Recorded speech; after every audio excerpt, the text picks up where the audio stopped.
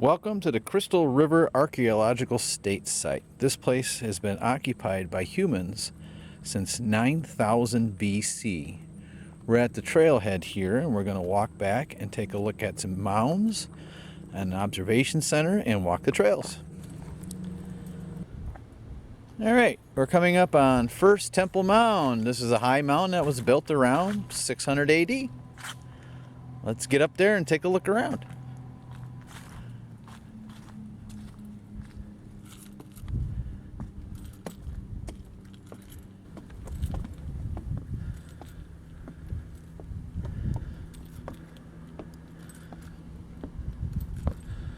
A great view of the causeway out here.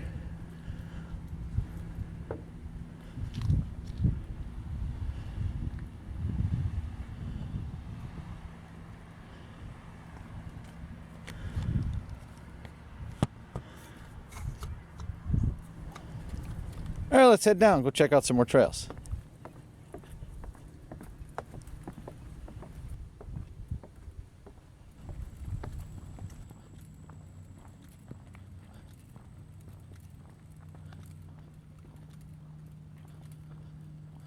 I don't really know what this is, but it says here it's a Steely 1.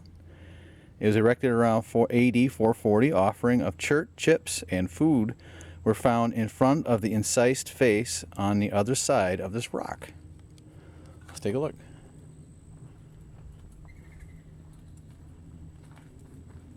Might have been some sort of offering place, obviously. And you can see there's a, I guess there's supposed to be a face in the stone. I don't know if the camera's picking it up, but I can kind of see it there. You see the two eyes in the mouth. And the oddly shaped head, of course. Interesting. Yeah, this park seems to have several mounds throughout the area, and you can probably see in the shot there's a lot of moss hanging from the trees, and of course palms and a variety of oaks. Seems to be very common in this part of Florida.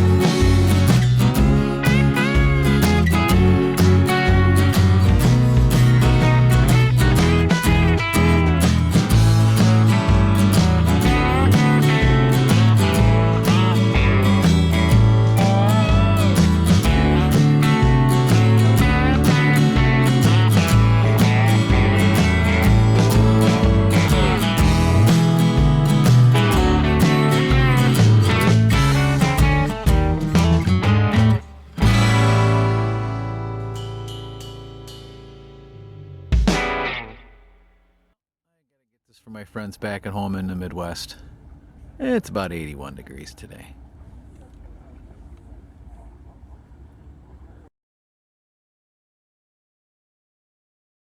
All of them have springs around them, and those are sanctuary areas that go up in on November 15th. Oh. And normally by this time it's considerably cooler, especially at night. Yeah. But it's the water temperature is the biggest thing, because they feed on seagrasses, and the major food for them is on the end of the rivers. because the largest seagrass beds in the United States start around Chasowitz, go up around the bend, and almost all of it is federally protected. Oh, nice. There's very little development, and I think it helped that there's a lot of protected forest land up there, or land owned by timber companies, so there's not a lot of development. So I guess this is a dumb question, but I take it no this dumb is questions. take this as freshwater.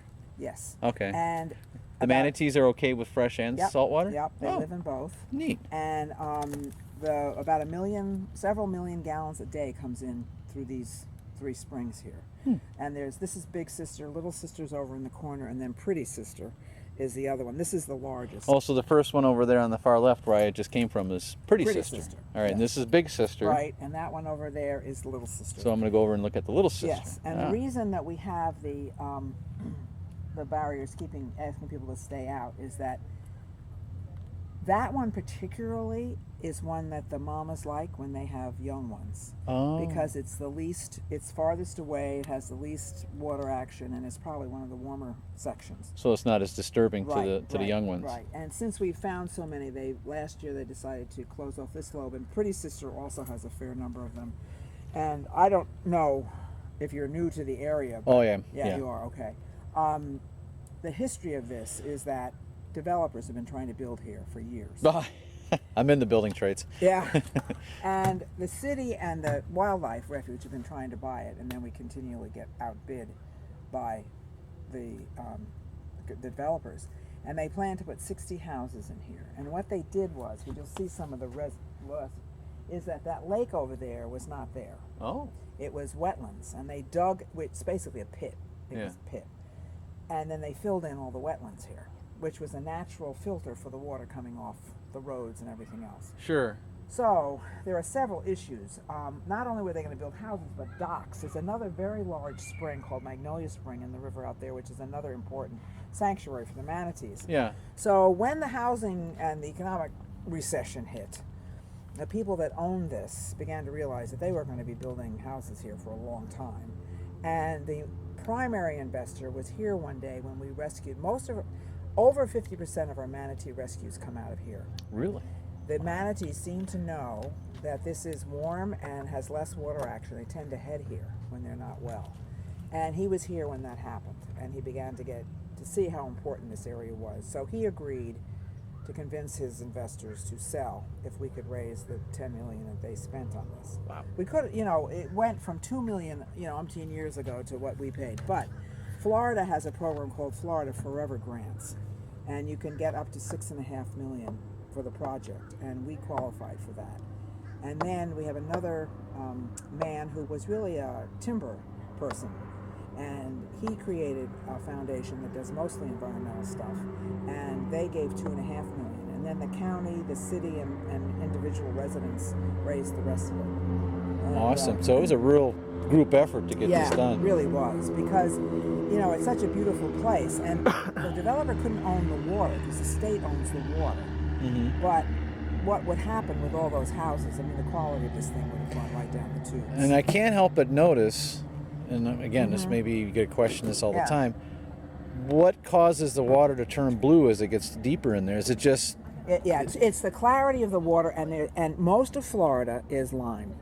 Right. So you get a dissolved lime in here, which reflects, if you've ever been to Banff or Lake Louise in the Canadian Rockies, if you see pictures of their lakes, they're green. Really? And it's the dissolved limestone, and that's what helps make. So the deeper the water, the more the blue is going to come out. Yeah. That is really, really fascinating. Yeah. And I'm just amazed at the clarity. I mean, it's cleaner than my pool. Yeah, the whole river used to look like this. Did it really? Now it's all murky, most of it? Well, the water's not, but the bottom is full of lingbaia, which is and algae, which is as a result of fertilizer and other human activity. Right. Wow. And this state has not been known for conservation. It's been known for development, and so we are finally, with a lot of pressure from the public, regardless of party, they're really saying, look, we don't want our springs to disappear. because most of our rivers are spring fed. Yeah. Almost all our rivers are. I mean, I come Source from of New fresh water, Hampshire, especially. where- exactly, and it Yeah. comes off the mountains. So this doesn't come off the mountains. I It come comes- from Wisconsin. I'm right on the shores of Lake Michigan, so Right. we have an abundant right, exactly, amount of water. Exactly. And what I try to say to people, I'm from New York, is that the water from here comes basically from the aquifer underneath us, and that's where it comes from. And if we Yeah. Screw that up, you're out of luck. Yeah, because once an aquifer, which all of them have salt water at the bottom, once the freshwater level goes down, the salt water comes up, and once it invades the aquifer, you can't get it out again. Wow. So it's really, really important. And so even Scott is now doing Oh, Governor Scott? is gotten on the Springs bandwagon, and some of the work that's being done actually in the bay, where they're cleaning up the Lingbaya, actually vacuuming the gunk that's gotten in the They're vacuuming it out. Yeah, they're vacuuming. Yeah. Well, and also the other thing is, which was done because people wanted waterfront property. When they put all these canals in, there's not very good water circulation in those canals. No, they dead end. Yeah, it's just. And so anyway, we have a really terrific group in Crystal River who's got $1.4 million, and they are vacuuming out a couple of canals, and then in several different places in the bay, they're replanting the eelgrass. Our local native little fishies. Yeah, I can't believe how clear that is. Yeah. I'm just amazed. Okay, so And, as we can see at the Wetland Treatment Project, the Southwest Florida Water Management District is constructing a 6-acre wetland to improve the quality of stormwater runoff from more than 100 acres of surrounding area before it enters Kings Bay. 1 acre of the adjacent man-made lake also will be filled to recreate a more natural forested wetland that once existed. The project is expected to be completed by October 2015. Well, we're here in November 2015, and as you can see, there are still some things that need to be done, but that's okay because the project is ongoing. All right, you probably can't see it too well. Maybe it might be coming clearer a little better because the sun's gone, and it's raining too, so I'm trying to get this before I get too soaked in the rain. Well, welcome to Florida. It's pouring down rain.